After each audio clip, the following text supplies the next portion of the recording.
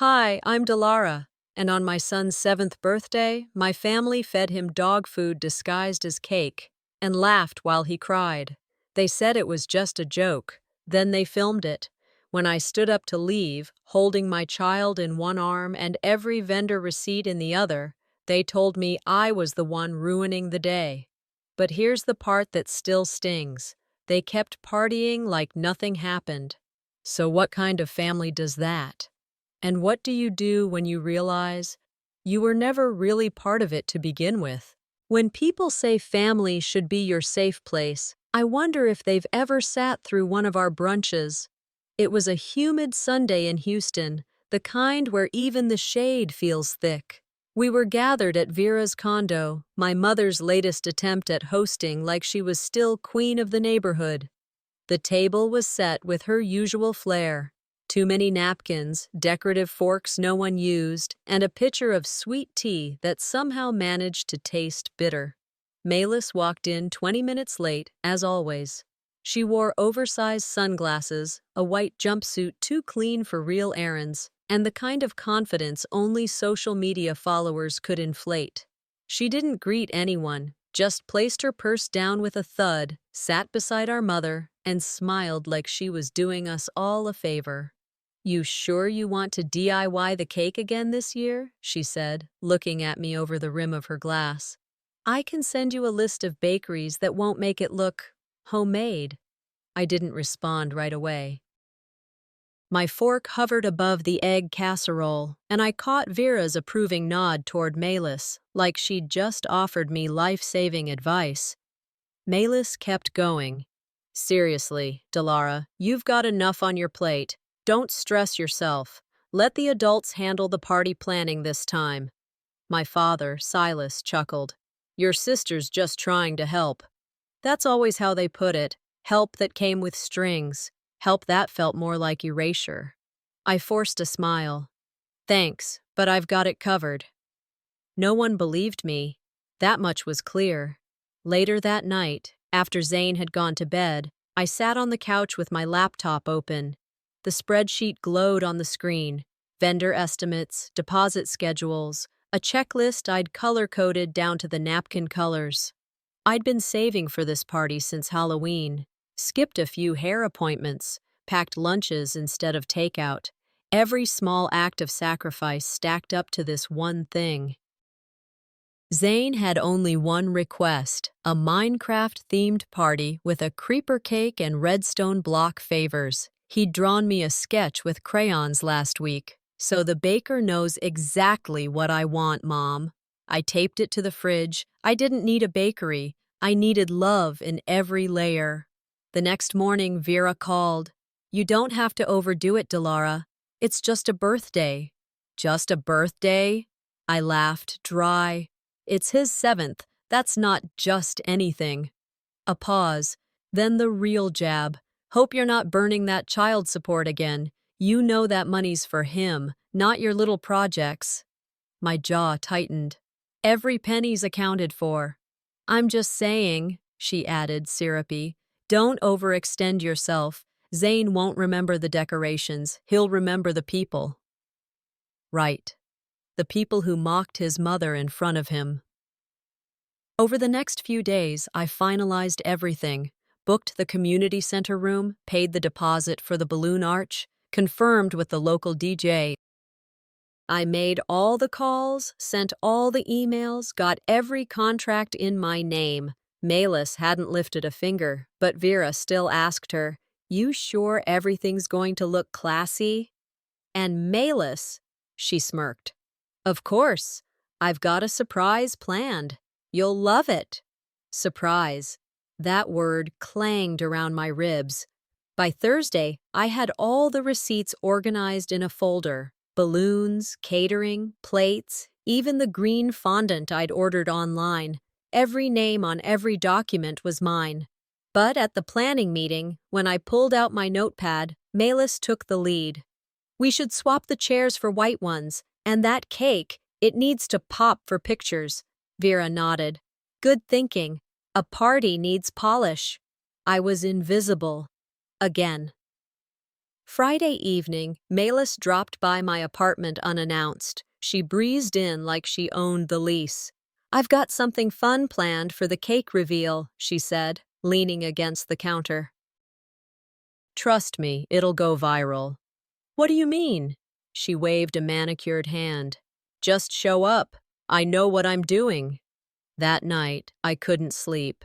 Something clawed at the back of my mind. I replayed Malis's tone, her smile, that smug little tilt of her head. The last time I ignored that instinct, I ended up crying in a restaurant bathroom while everyone else laughed around the table. So I double-checked everything, confirmed arrival times, reprinted the checklist. And then, just before midnight, Zane ran into the room holding a small wrapped box.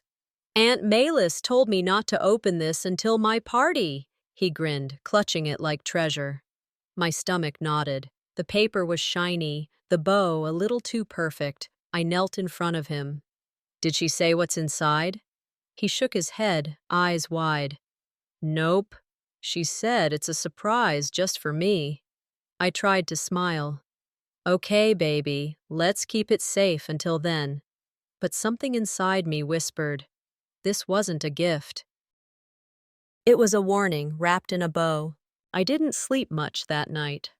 The box sat on the edge of Zane's bed like it belonged there, nestled right next to his neatly folded Minecraft pajamas. It was wrapped in silver paper with a navy ribbon that looked too precise, too curated. It didn't match the crayon-colored chaos of my home. It didn't smell like excitement. It felt like a setup. I stood in the hallway, arms folded, watching him arrange his plush toys around it like bodyguards. He was humming to himself, some tune from a game I couldn't name but knew by sound. I started to ask if I could take a peek, just a little one, just to make sure nothing was inappropriate. But his smile stopped me. "Malis said not to open it until the party," he whispered like it was a secret between them. "She said it's going to be the best surprise ever." I nodded, then turned off the light. "Then let's keep it safe until tomorrow, all right?" He nodded eagerly. "Night, Mom." "Night, baby." I closed the door and stared at it from the hallway for another full minute. Some boxes are better left closed, not because they hold evil, but because they prove someone you love doesn't care if it hurts you. Morning came too early. I skipped breakfast, threw on a t-shirt that didn't need ironing, and loaded the car with the labeled bins I'd packed all week. The community center wasn't far, but I left with time to spare. I needed the setup to go perfectly. No excuses, no missed details. By 8 a.m. I was there, clipboard in hand, checking off names as the balloon team rolled in, followed by the DJ and the food truck. Each one smiled when they saw me. One of them, Sam, the balloon guy, grinned and said, "Wish more moms were as thorough as you." I smiled back, but it didn't reach my eyes. "I'm not thorough because I'm good," I said more to myself than to him. "I'm thorough because if I mess up, no one will step in." Halfway through checking speaker cables, my phone buzzed. "Hey, this is Eric from Sweet Flower Bakery," the voice said. "Just confirming pickup was completed. Your sister said she'd handle it herself, just making sure that's cool with you?" My heart thumped once, hard. I gripped the edge of the table.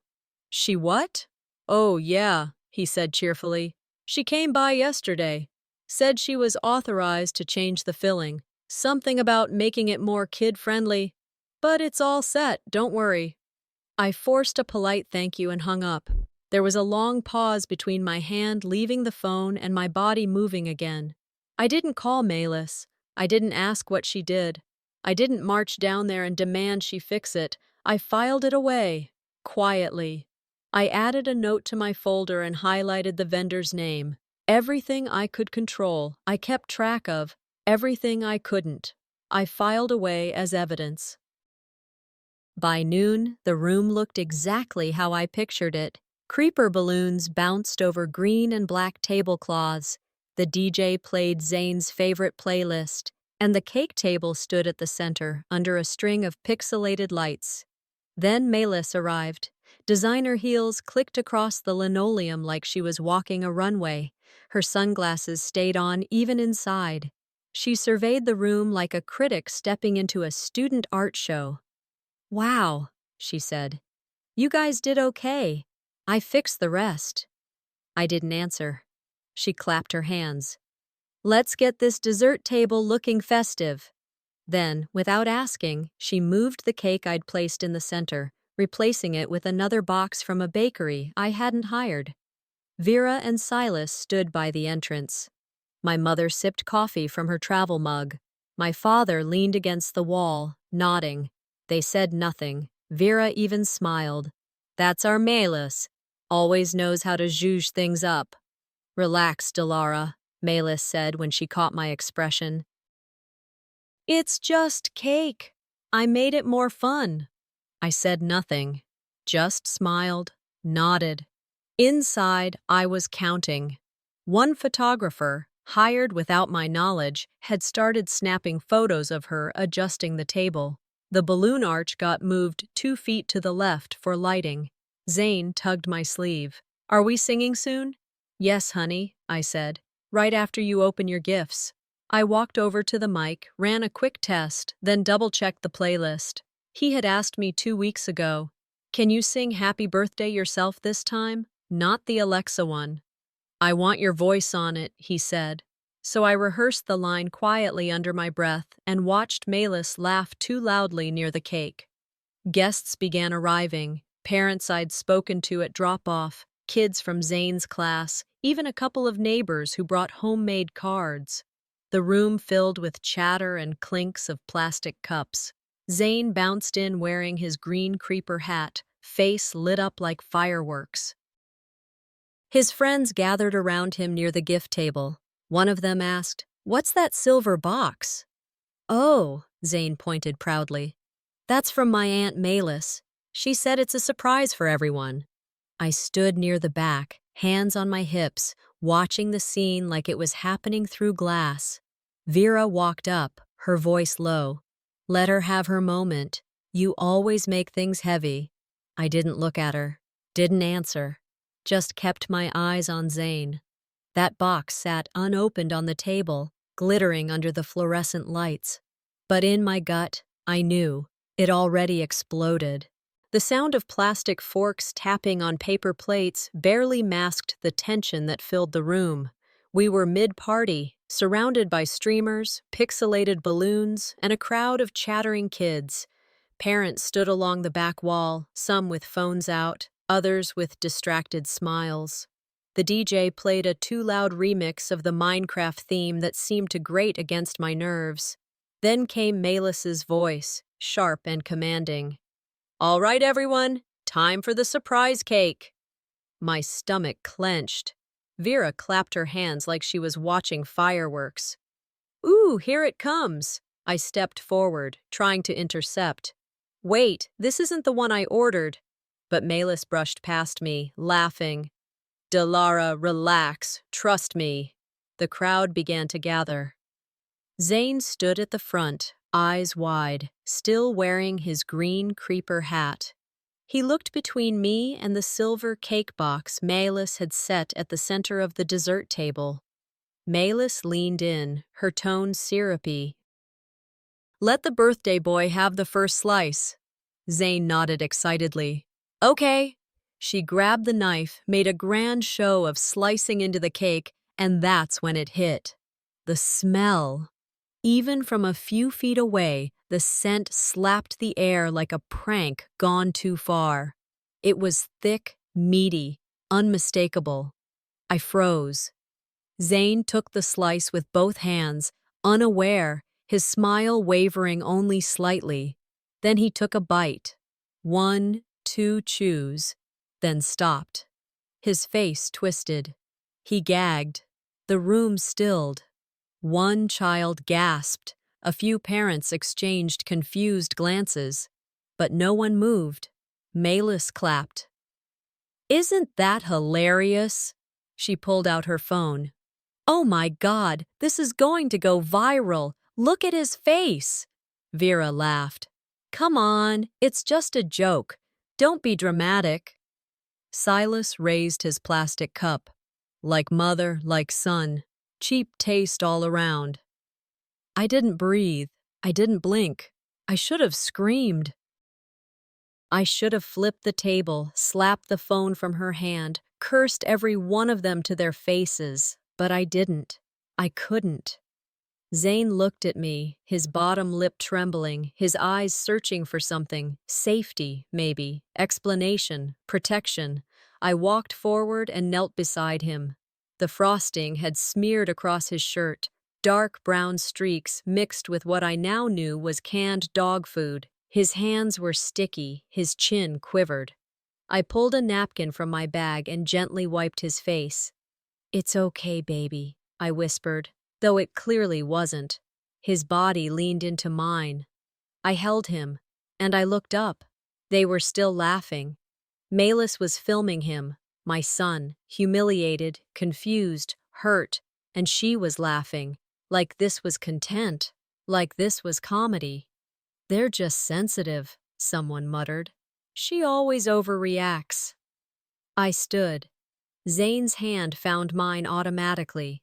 I didn't say a word. I turned and walked through the crowd. No one stopped us. No one asked what happened. No one followed. When I glanced back once, just once, I saw Vera pouring punch, Malus laughing at something on her screen, and Silas chewing on a piece of cake. The same cake. They were already posing for selfies. I held Zane against my side, grabbed my tote bag from under the gift table, and left. Out in the parking lot, I clicked him into the back seat. His cheeks were still wet. He sniffled but didn't ask questions. He didn't ask why it happened, or why no one helped, or why his birthday felt like a punishment. He just leaned his head against the window and closed his eyes. The drive home was quiet. My hands gripped the steering wheel until my knuckles turned white. My heart pounded, not from panic, but clarity. This wasn't a misunderstanding. It wasn't a bad joke gone wrong. It was calculated, intentional. I pulled into our driveway and sat for a moment. Zane had fallen asleep, his face soft in the rear-view mirror. I turned off the ignition, reached into my bag, and pulled out my phone.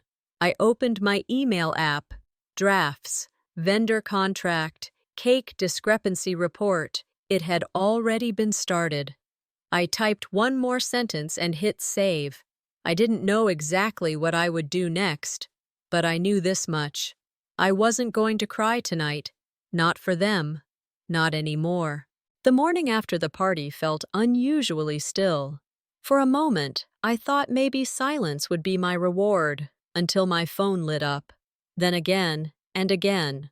32 messages, 5 missed calls, 4 voicemails, group chats with Vera's cursive text warnings, Malus's emoji-filled explanations, and distant relatives suddenly concerned with keeping peace in the family.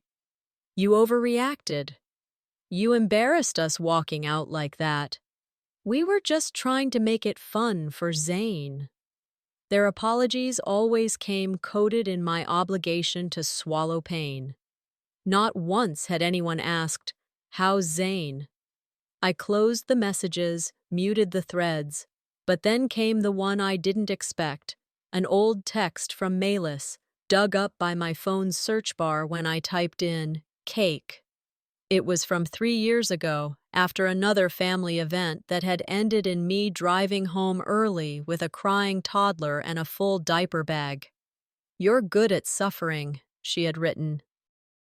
Stick to that. I remembered reading it then, rereading it now. I hadn't replied then either. Around 10, the doorbell rang. I peeked through the peephole, Vera holding a Ziploc bag of leftover cake and a tight smile. When I opened the door, she barely gave me space to speak. "We saved you a piece," she said cheerily, like she hadn't stood there the day before and watched her grandson cry into frosting and canned dog food. I stared at the bag. "You saved me a joke," her smile faltered. "It wasn't meant to be mean. You always take things the wrong way. Zane didn't. She sighed. Look, don't poison him against the family. It's not healthy. I stepped back but didn't let her in. He watched you laugh when he cried. That's not poison. That's a scar. She didn't argue, just set the bag on the porch table and left without another word. I didn't touch the cake. I tossed it later that afternoon. Bag, crumbs, all, without a second glance. I needed order. I needed facts. So I went back to my vendor folder, sat cross-legged on the floor, receipts spread like playing cards.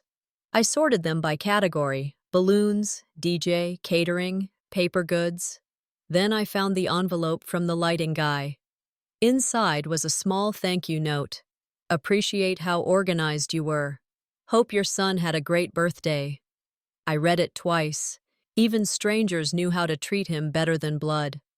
I opened a blank notebook and began listing vendor names, confirmation numbers, dates of delivery, and any notes or red flags from the event. I wasn't building a revenge list, not yet, but I was building something real. Later, as I dropped Zane off at school, he tugged my sleeve just before walking in. Are we still getting birthday pizza today? His voice was hopeful, but there was something cautious behind it, like he was afraid even that tradition might be stolen too. I smiled. Yeah, baby. But this time, it's just us. And we'll get the big one, with the crust you like. He grinned. Extra pepperoni? Extra everything. As I walked back to the car, a sentence echoed in my mind. When someone breaks your child, you don't rebuild the same way. You rebuild without them. That evening, after Zane had drifted to sleep on the couch during his favorite movie, I turned on my laptop. The glow felt almost holy, like this moment held weight I'd been avoiding. I opened the draft folder, created a new document. Subject line: Vendor interference, complaint in progress. I pulled up the original bakery invoice, double-checked the delivery date, then searched the business Maylis had tagged on Instagram in her story. Look what I pulled off last minute. It was a bakery I hadn't contacted, hadn't approved, and hadn't paid. But someone had. The more I looked, the more it unraveled. Delivery time, off by an hour. Email confirmation, sent to Maylis's account. Change in filling, initiated by her. She had left fingerprints. I leaned back in the chair, staring at the screen, and I was going to trace every one of them, straight to the heart of her reputation. Later that night, after I had cleaned the last smear of icing from Zane's backpack and folded his creeper hat back into the closet, he walked into the kitchen with his homework folder in hand. I was sipping chamomile tea, my laptop still open on the dining table, the email draft staring back at me like a dare. Mom, he asked quietly, am I still in trouble? From the party? I turned to him slowly, my heart sinking. No, sweetheart, you did nothing wrong. His lips tightened. But everyone was mad. Grandma said I ruined it. Aunt Maylis was mad at me for spitting the cake out. I knelt beside him, brushing a strand of hair from his forehead. They weren't mad at you. They were embarrassed by themselves. But instead of fixing it, they blamed the easiest person in the room. He stared at me, unsure. Sometimes adults behave badly, I added, and kids think it's their fault. But I promise, it wasn't. He nodded, but I could see in his eyes that the damage had already taken root. I hugged him and promised pizza on Friday. No balloons, no surprises, just pepperoni and peace. When he went to bed, I returned to my laptop. Midnight crept in without sound, just the soft hum of my screen. I created a new spreadsheet titled Restitution Matrix. Every vendor, contract, invoice, and message had a line. I color-coded them. Green for confirmed services, yellow for interference, red for fraud. I found two things immediately. First, an email from Sweetflower's assistant. Per Melis's request, we've updated the filling to a savory blend. Second, an invoice from a photographer I never hired. That photographer had posted images on Instagram already, tagging Melis's business profile. Party vibes curated by @MelisEvents. I copied everything into a folder titled Legal Prep, opened a blank document, and wrote the subject line: Formal complaint, event interference, and public emotional distress to minor. Then I paused and reread it 3 times. I was no longer shocked. I was building a case. By noon the next day, I posted a short message on my social media. No tags, no names. When humiliation is disguised as humor, don't laugh, document it. It was cryptic enough to be dismissed by those who didn't want to see, and sharp enough to sting anyone who did. It didn't take long. Vera called within an hour, voice raised before I even spoke. "What the hell are you doing? You're stirring things up that should have stayed buried." I stared at the ceiling. "What exactly am I stirring, Mom? The truth? You're making people uncomfortable." "I'm not digging dirt. I'm airing what you buried on my son's birthday." There was silence. Then the line went dead. An hour later, Zane's teacher called me. "Hey, Ms. Rivera, just wanted to check in. Zane drew something today I thought you might want to see."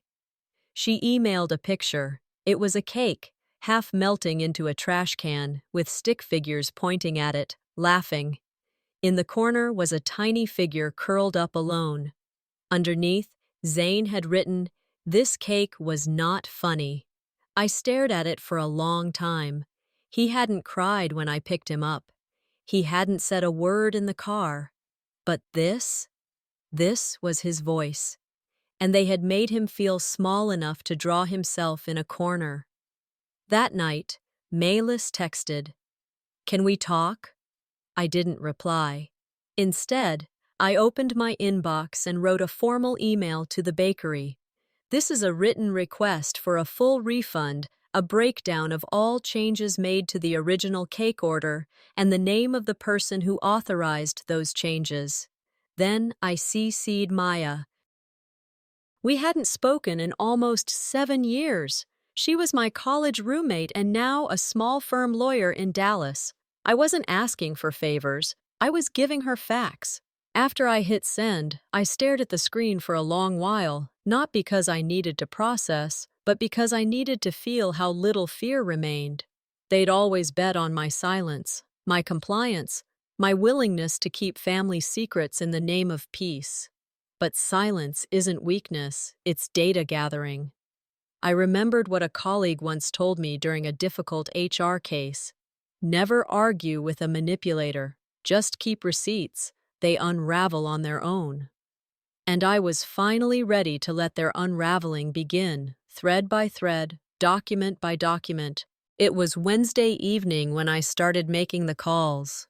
Zane was working on a coloring sheet at the kitchen table, humming quietly to himself while I sat nearby with my laptop and vendor file. I had promised myself that I wouldn't let emotions cloud the facts anymore. This wasn't about revenge, it was about record-keeping. It was about holding people accountable, even if those people shared your blood.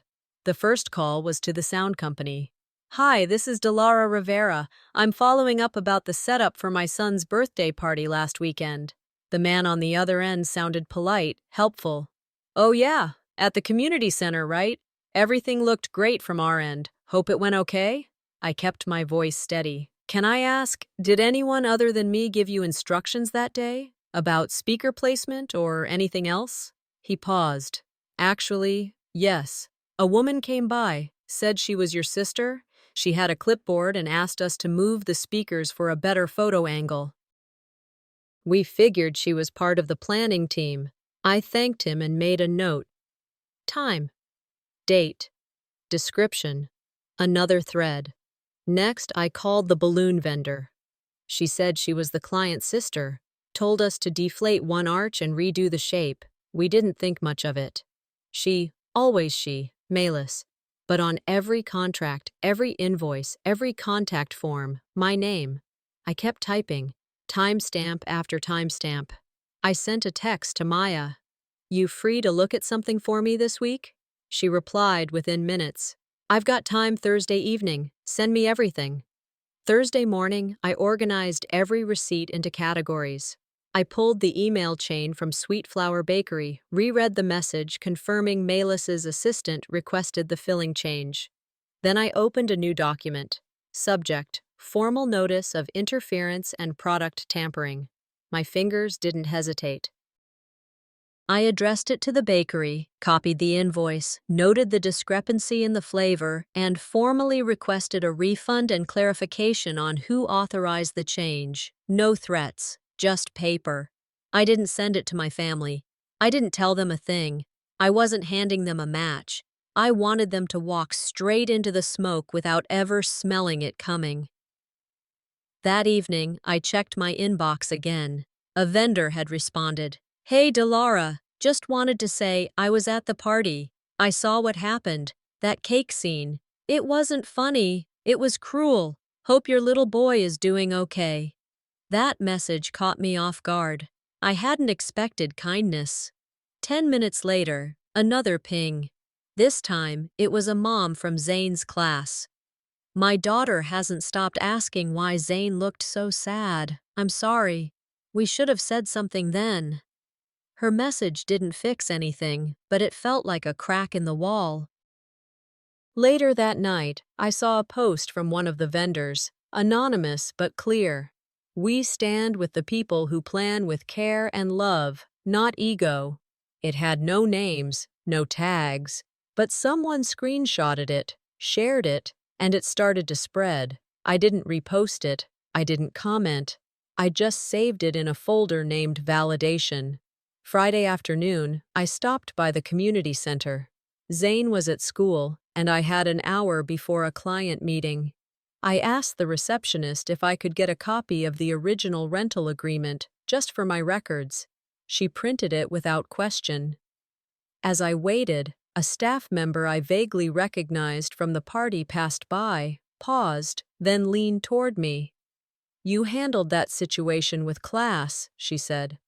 "I'd have thrown the cake." I gave a small smile. "I wanted to." She winked. "That's what makes you better." I walked toward the exit, but something on the bulletin board near the front desk caught my eye. A glossy flyer with floral borders. An event ad for an upcoming brunch, curated by Melis Design Events. I stared at it for a long time. She hadn't sabotaged Zane's birthday for a laugh. She'd turned it into a portfolio piece, a calculated performance, a mockery made for marketing. And that's when I knew. This wasn't just a prank. It was a business pitch in disguise. It was Friday afternoon, and I had just settled on the couch with a lukewarm mug of coffee when my phone buzzed twice, then a third time in quick succession. Notifications. I unlocked the screen and saw Melis's Instagram story at the top of the list, glowing with that familiar pink circle. Against my better judgment, I tapped it. A still photo of Zane from the party filled the screen, mouth mid-gag, eyes watering, that awful frosting smeared on his chin. Overlaid text read, "You had to be there, #family fun, not for the week." I sat frozen for a moment. Then I watched it again, just to be sure. The sound of her voice laughing behind the camera, real, mean, unapologetic. She made a meme out of his pain. I opened my laptop. No hesitation, no trembling hands. I typed out a short, steady post and hit publish. This was my son's 7th birthday. Not content, not a lesson, not a laugh. The likes rolled in slowly. Comments too. Messages from people I hadn't heard from in years. Some kind, others performative. But the one that made my stomach twist came from Melis herself. Under a shared version of my post, someone else had reposted. "She's spiraling, again." And then a text from Vera. "Take it down before you ruin her future. Don't make this bigger than it has to be. I didn't answer. Instead, I opened a folder labeled Screenshots, saved both her comment and the story post, and backed them up to an external drive. An hour later, I received a message from a vendor I barely remembered working with at a school event 2 years ago. "Hey, saw the post. Want to talk off record?" She pulled something similar at a fundraiser last fall. Changed the menu without consent, blamed it on the caterer. It wasn't just me. I spent the next 3 hours digging DMs, emails, old planning threads. I reached out to 2 more vendors, both of whom shared receipts quietly. One even sent me a photo of Malis at an event she claimed to have coordinated solo. In the image, my checklist was taped to the folding table behind her elbow. That night, Malis posted a selfie with a caption that made my jaw clench. "Some people will exploit anything to feel important." She wasn't even hiding anymore. She was baiting me, assuming I'd flail, scream, defend myself publicly. But I didn't. I forwarded the post to Maya instead. No message, just the image. An hour later, Maya replied, "Let her keep talking. Every word helps us." I nodded, even though she couldn't see me. Then, with calm fingers, I filed a formal complaint with the Better Business Bureau.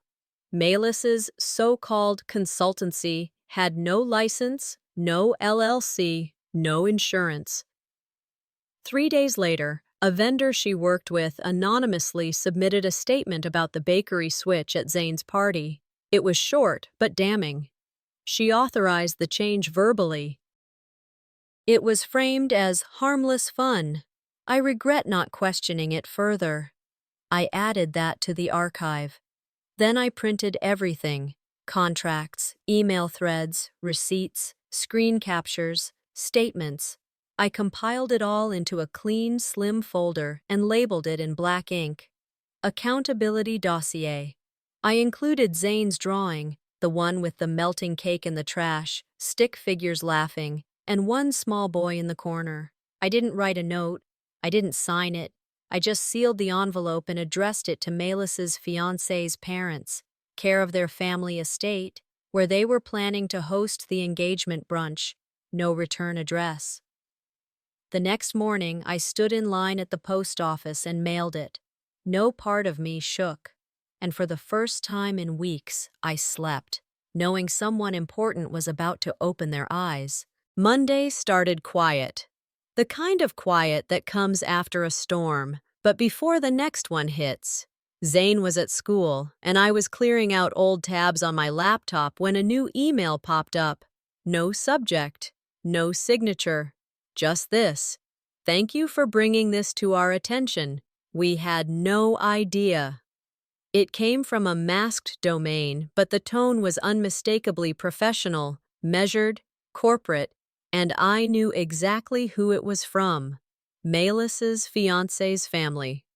I didn't respond. No need to reply. Silence, I was learning, has a weight all its own. Sometimes it speaks louder than outrage. Later that afternoon, I got a message from someone who worked catering at the venue. She'd heard through a colleague. The engagement brunch had been canceled.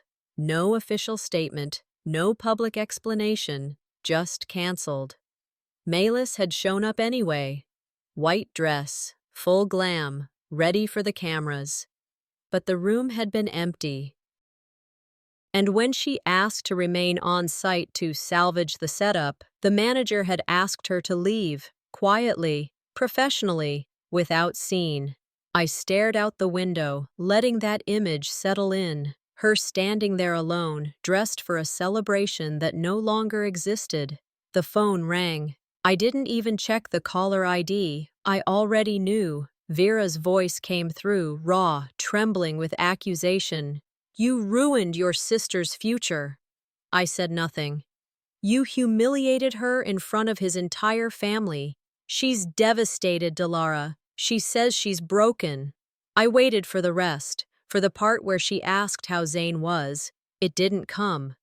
She did that, I said finally, when she fed my son dog food and laughed while filming it. A click, then silence. A minute later, a single text from Silas. You went too far. No punctuation, no greeting, just that. But that wasn't the only message I received. By mid-morning Tuesday, a vendor posted a screenshot to their business story. It was an email from Malus. Don't worry, the mom's too frazzled to notice what we serve. No names, but it didn't matter. The caption said it all. When ego tastes like canned meat. It got shared, commented, picked up by a small parenting forum, and then reposted to a regional parenting Facebook group. The comments ranged from supportive to brutal. Poor kid. Imagine weaponizing your own nephew for clout. I hope that woman never works another event. I didn't add to the pile. I didn't need to. The family group chat, however, did not remain quiet. Some cousins messaged me privately. I always thought Malus was too much. Others called me out in all caps. You did this to her. I exited the chat without replying. Let them scream into the void. I had more important things to do. A week later, a parenting podcast reached out. They'd heard about what happened and wanted to feature an anonymous story on toxic family dynamics and child humiliation. I agreed, under one condition: Zane's name never appeared. They honored it. In the same breath, the bakery where the original order was made started receiving calls, not complaints, but thank yous. People praising them for sticking by their contract, for not defending the switch. One even left a glowing Yelp review calling out the mom's resilience in the face of cruelty. Malus, meanwhile, wasn't quiet. She posted a black and white photo of herself in a soft focus lens with a cryptic caption. Sometimes betrayal comes with a smile. Someone replied beneath it. Yes, yours.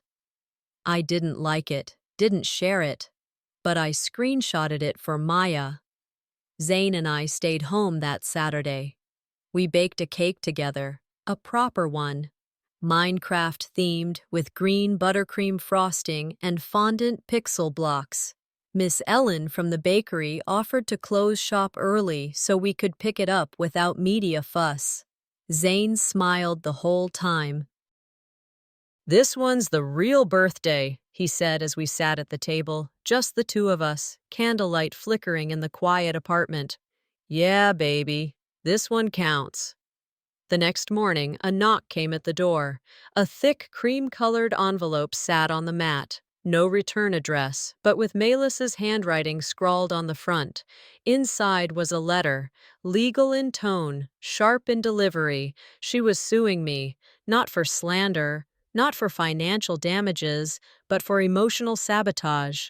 And just like that, her next move wasn't a post or a party, it was a lawsuit. It was nearly 10 p.m. when I finally opened the envelope.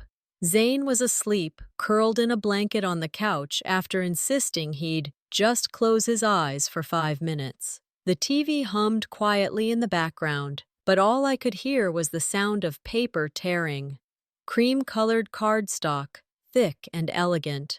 Of course, Malus never did anything halfway. Inside was a formal letter from a law firm. The words were clinical. Defamation, emotional distress, reputation harm, intentional sabotage of personal and professional standing. She was suing me. I read the opening paragraph twice, not because I didn't understand, but because I couldn't believe she had the audacity. After everything she did, she called my pain defamation. She called my trauma a tantrum. And now she wanted it erased, legally. I walked to the kitchen, made a cup of tea I wouldn't drink, and stood at the counter staring out the window. Lights blinked in neighboring apartments. Somewhere, a dog barked. The world went on, but inside me, something cracked, not from sadness, but clarity. I called Maya. She picked up on the second ring, voice alert. She finally did it, I said. She sued you? She asked flatly. I read the firm's name out loud. Maya exhaled. She's bluffing. There's no case here. She's hoping the threat will make you fold. People like her don't want justice. They want silence. Then she picked the wrong woman, I said. By the next morning, I had everything in order. Binder tabs, emails printed, timestamps noted, copies of Zane's drawings, vendor statements, even screenshots of her posts and comments. I labeled each section with pastel sticky tabs.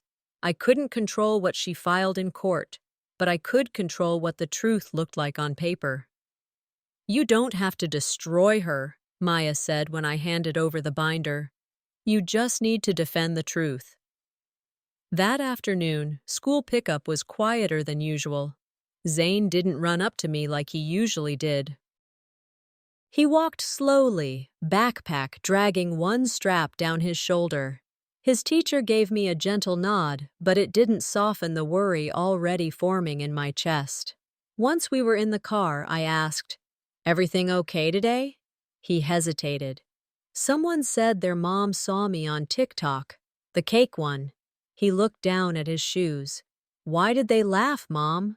I gripped the steering wheel. They shouldn't have. None of that was okay. You didn't do anything wrong. His voice cracked, just once. I didn't mean to cry.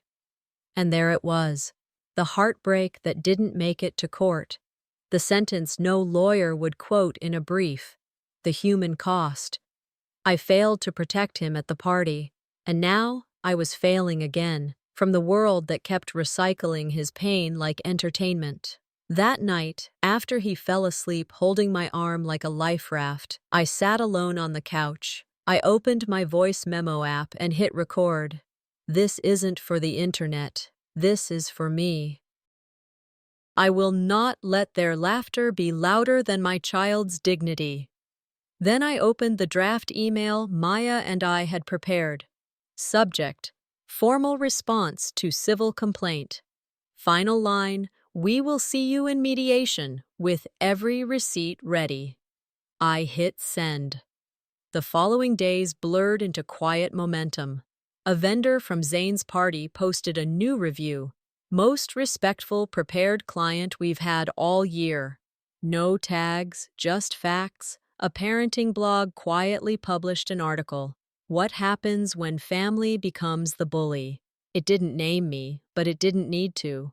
The quotes were anonymous, but I recognized my own words, twisted, but still mine. And for once, I didn't care. The message had landed. On Thursday, I closed my laptop, poured another cup of coffee, and exhaled. That breath barely left my lungs when my phone buzzed. A new email from the school district. A short line in the preview. Recent application for counseling staff position, Melius Rivera. And just like that, the woman who filmed my son's humiliation for laughs was now applying to work with children. It was just after noon when the voicemail landed. I was halfway through reviewing a budget proposal from a client, sitting at my makeshift desk in the corner of the living room, Zane's drawings still pinned beside my monitor. The notification came from an unfamiliar number. When I played the message, I paused the audio halfway through and played it again, just to be sure. Hi, this is Lisa from the HR office at the district office. We're reaching out regarding a recent counseling staff application under the name Melius Rivera. If you could return the call at your earliest convenience. My breath caught, but I didn't flinch. I pressed forward, saved the voicemail, forwarded it to Maya. Then I opened the audio file I'd kept tucked away like a secret weapon, 30 seconds of laughter, layered with Vera's voice saying, "Film it. This is gold." And Melius laughing, "It's just a joke. He'll be fine." No names, no visuals, just tone and intent, carefully edited, unmistakable. I attached it to the email. For their internal review, I wrote, since their applicant left out key character references. 7 days later, the district sent me a polite but final message. After internal review, the candidate will not be moving forward. I didn't reply. Didn't forward it. I just read it 3 times and then deleted the voicemail. That same afternoon, I checked a local job board. Curious. The counseling position had been reposted. No fanfare, no announcement, just erased. Malis, of course, didn't stay silent for long. By evening, she'd posted a carousel of black and white filtered selfies, her leaning against a window, sipping tea, walking away from the camera in slow motion. Caption: sometimes your own family betrays you harder than strangers ever could. The top comment: starting over is easier when you didn't film a child crying. The post stayed up for 12 hours before she deleted it. Then came mediation. We met at a neutral law office downtown. Beige walls, muted artwork, the scent of filtered coffee and polished floors. Maya sat beside me, calm as ever, her legal pad already full before we walked in. Across the table, Malis wore beige too. She always did like to blend into environments she wanted to own. Her lawyer did most of the talking. Accusations of defamation, emotional trauma, damage to career prospects. Maya barely looked up as she opened the binder. 1 tab at a time. Fraud. Defamation. Public harm. Vendor testimony. I waited until the end, and then I looked my sister dead in the eye. "You used my son," I said. "I used your receipts." She said nothing. Her face held that same smile she wore at the party, the one that stretched too wide, too practiced. But this time, no one laughed with her. That weekend, Miss Ellen stopped by my apartment. She brought cookies in a small paper box tied with twine and smiled softly when I opened the door. "Just a little thank you," she said, "for reminding people that kindness should never be optional." I poured us tea, and we sat at the kitchen table while Zane worked quietly on a new drawing in the next room. "I saw the post," she said after a moment, "and I saw how you handled her. Quiet, clean, necessary." I shrugged. It didn't feel like justice. It felt like maintenance, like damage control. Ellen leaned forward. "Justice doesn't always kick down doors, Delara.